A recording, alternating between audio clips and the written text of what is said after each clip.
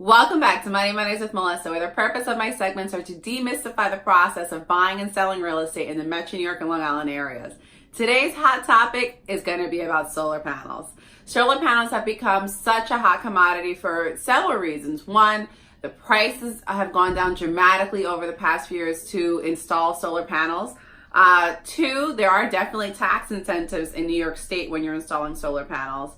Three, everybody's becoming more and more energy efficient, looking to be more energy conscious. And four, who's not looking to save a little bit of money? But when you're selling a property that has solar panels or looking to buy a property that has solar panels, it does add a little bit of an extra layer to the process, where you do have to make sure that when you are putting solar panels on your home, you know exactly what you're getting yourself into. There's a few things you can do when you're buying solar panels. One, you can buy them outright. Two, you can finance them. Three, you can lease them. I'm not here to tell you which way is the right way. What I am going to tell you is that when you're looking to sell, depending on what you chose, there's going to be something that buyer is going to have to do. One, if you buy them outright, there's not really much that the buyer has to do. You bought them outright. You just make sure that things are transferable, etc. If you financed it, you do have to see what type of financing you use, because there are some type of liens where it does take precedence to the mortgage. So that buyer's mortgage may not allow them to take on the property with the solar panels financed, but forcing you in essence to purchase out those panels in order to sell the home. Or if you lease the solar panels, now that buyer will have to qualify for your lease in order to take it over.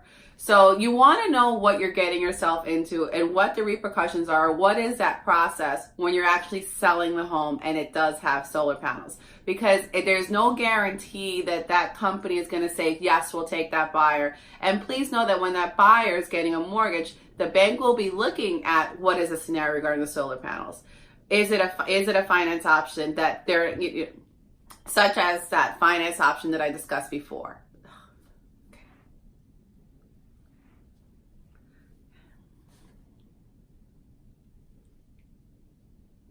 Welcome back to Money Mondays with Melissa, where the purpose of my segments is to demystify the process of buying and selling real estate in the Metro New York and Long Island areas. Today's hot topic, we're going to be talking all about solar panels. They have really become a hot commodity. I'm seeing them on more and more homes. And there's definitely questions that come up from other agents when you're selling properties with solar panels, and of course, potential buyers, etc.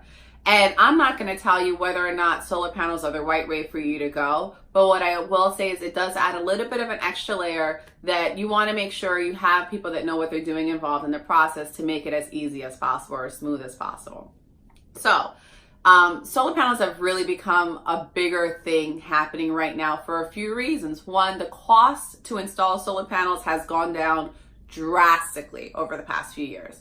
And New York State does offer tax incentives to people when they are having solar panels installed. And of course, who doesn't want to save a little bit of money? And we are in a world where people are becoming more energy efficient and more energy conscious. So all of those things really fuel into that solar panel craze, I guess is the best way to put it.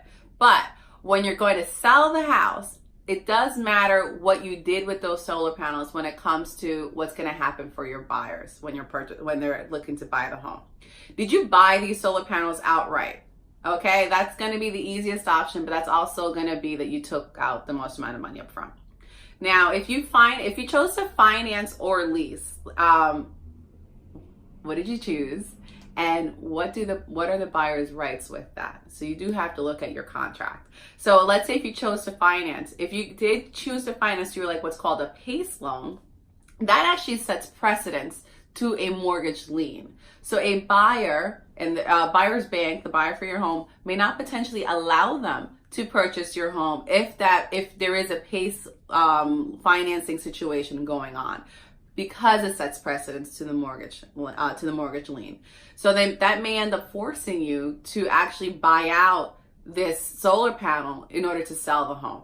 Okay, but now let's say if you went for the lease option, and there is that monthly option, the buyer does still have to apply for this lease. They do still have to qualify for it.